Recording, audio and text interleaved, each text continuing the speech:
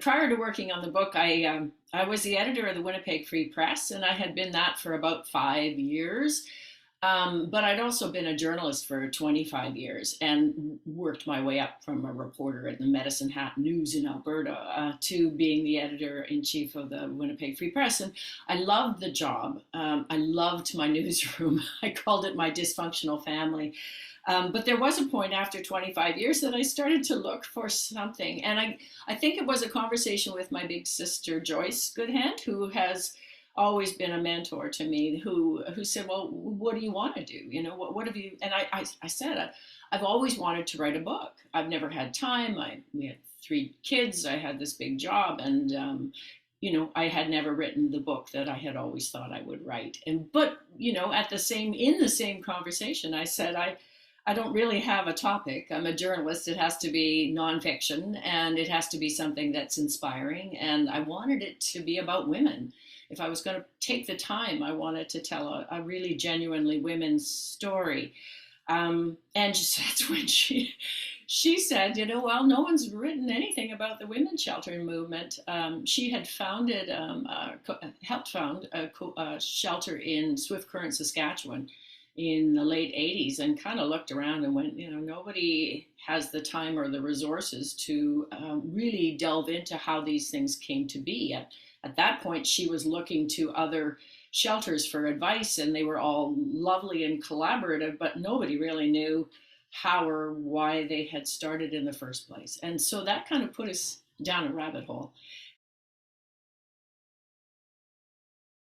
Absolutely nothing. And that still kind of boggles my mind. Joyce never talked about her work in Swift Current, especially, where she was really a frontline a witness to what was happening in the farm communities, right? In that neighborhood, she was one of the only shelters around for a while, and so she never shared anything. I remember having a tour of her shelter at a Christmas time, and thinking, that it was kind of sad that the kids, were getting presents in a shelter, but it never really resonated with me until we went to a conference early on in 2013 in Montreal. That was kind of a conference for shelter workers, and I wanted to meet people.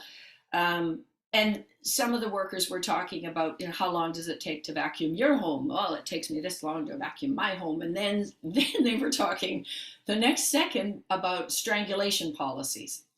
And I just went, you have a strangulation policy. B, you're all aware of what this is. And C, it's a part of your manual in your shelter, And so it brought it home, and I started to poke Joyce a lot more, but I also just learned so much in that 1 year and beyond about this whole level of interpersonal violence that I had never experienced. I came from a very happy home, and it just really had. What's interesting to me is that once I started to write it, and once the book went out, I had more friends and family members and just readers writing me and phoning me and saying, my mom went through this, or I remember my father doing this, or I remember this. And one it still makes me cry, but one guy said, I didn't ever experience the abuse, but I did. My mom moved us into a shelter when I was about 4 or 5 years old. And, it got back on her feet. And, last year she won an Order of Canada. And, that's how much the differences the shelters had made in his life and his mother's life and families for generations now. It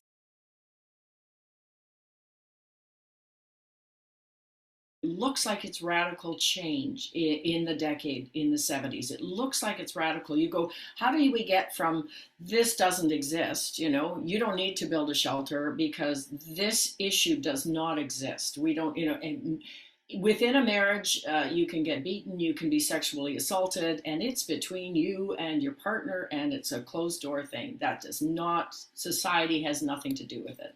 That kind of thing. And besides, it doesn't happen very often. So that kind of perception was fought against by the feminists in the 70s, early 70s and late 60s. They said, no, no, it exists.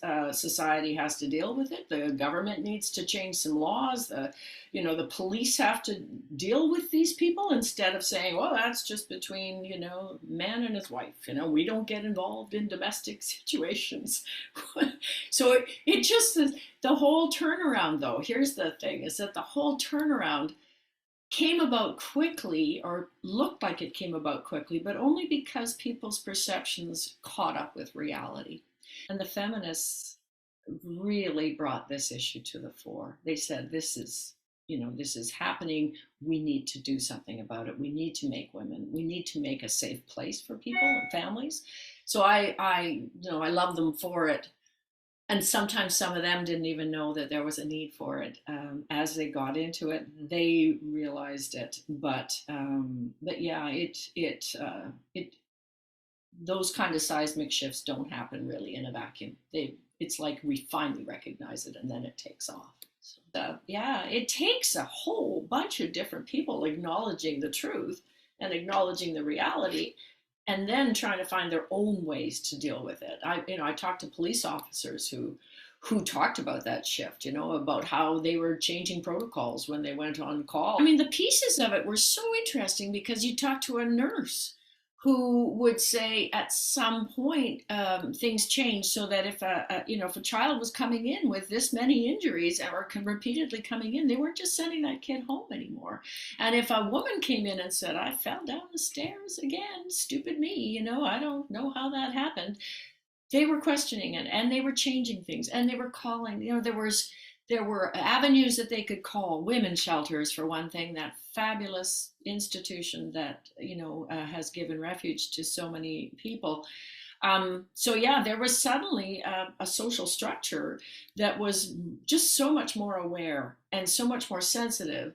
And it may seem sudden, but school teachers who would be looking at kids, or hearing their stories at recess and stuff, and then calling and trying to get help for the family. So that all changed, and that all happened, and it happened after the early 70s when the change. So yeah, it became an incredible societal, and you should take heart in that. It's a really good thing. I guess it's just that it's the cycle of violence that has not stopped, and has not, that very fundamental thing has not changed in society. So yes, it's like we're treating all the symptoms, but we're not able to actually address the root cause. Yeah, the women of the 70s, they had to say violence against women because they had to define it that way, and now it's not. And when they hated domestic violence because they felt that kind of softened it too much, so that it wasn't really, there weren't any people involved. It was just domestic violence, like the kitchen was attacking the living room or something. So it's like, that wasn't right either. So wife battering, as awful as it sounded, at least it shocked them into kind of going, well, this is something.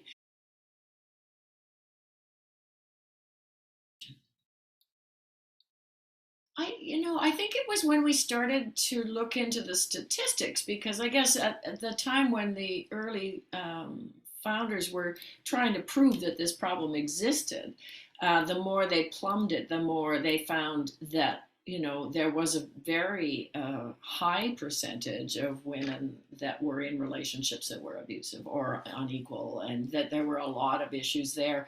I think even they were surprised by it.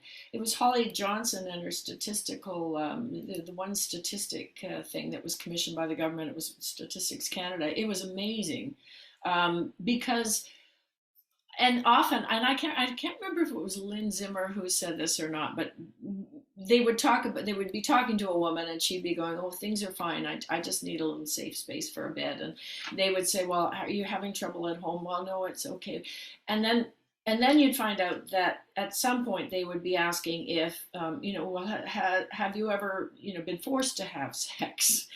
And they'd go, oh, all the time, but they thought that was normal because it was within a marriage. And so those kind of things where even the women themselves were not aware that they were in a situation that was dangerous to them. And the statistic where they talked about how women often, come out of a relationship and it takes them 7 times before they actually are free or independent. And that was, for a lot of the founders, I think that was the most devastating one for them, because they just would go, well, here, we've fixed it now. You're safe. Let me help you get your health card, and let me get you, we'll take you to court and we'll help you. And then, the reality was that these women were going, that's my home. I built that home. My kids go to school around the corner. My minister is just telling me that I need to be a better wife, and I need to change my ways in order to make this marriage work again. And the love that was there that got them into being married in the first place kind of carried through that, where they thought, well, it's me, it's my fault, I'm not doing this right. So that 7 times is really daunting to people who can see it from the outside and can say, this is not safe. It's not safe for you. It's not safe for your family. You need to get out. So, and that period of time, that was another statistic. Sorry. That period of time after the woman leaves the relationship, about how dangerous it is for them. I don't have it at the top of my head because it was years ago, but that it takes, that is when they are most vulnerable and most likely to be killed. This misogynistic, sex abuser clown is moving into the White House when I was writing the ending of my book. And, and it was like living in a parallel universe, because at the same time, millions of women were on the streets wearing, pink pussy hats and saying this isn't the way things should be. So yeah, you could take hope on one hand, and you could also be incredibly depressed that, they were closing the borders and they were pulling, certain races away in the customs lines. And, it was just a horrific couple of months, I think, that 2016 period. But anyways, I can be a Pollyanna, because I always knew that as dark as the story was, it was also a story of incredible perseverance and of passion and a drive to make things better. That whole part of the book, I knew that that's how I wanted to end it. I wanted to end with the founders' voices about how, when they looked back, what they thought about that period of time and what they had accomplished in that period of time. And so it was important to me to end on a somewhat hopeful note, and I think I did. And I still remember Darlene Lawson. She's a very accomplished woman in Toronto. One of the founders of Interval House, just an incredibly articulate powerhouse of a woman. And she's looking back saying, what this thing that I did in my 20s was the greatest thing I ever did. And of all the things I did. And it's because it was shiny and new.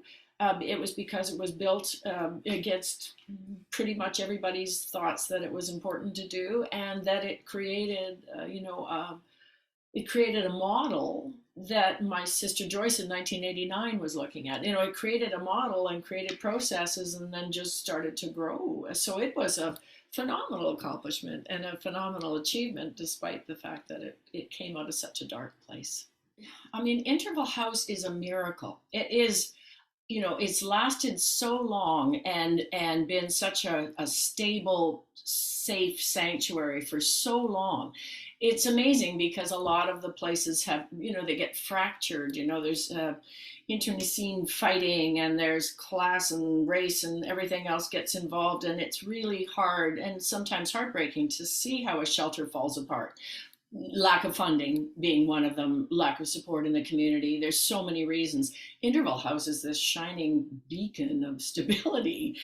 That's another really good reason for why it survived as long as it has. There is a sense of purpose, there's a sense of combined vision, there's a very strong sense of support for each other.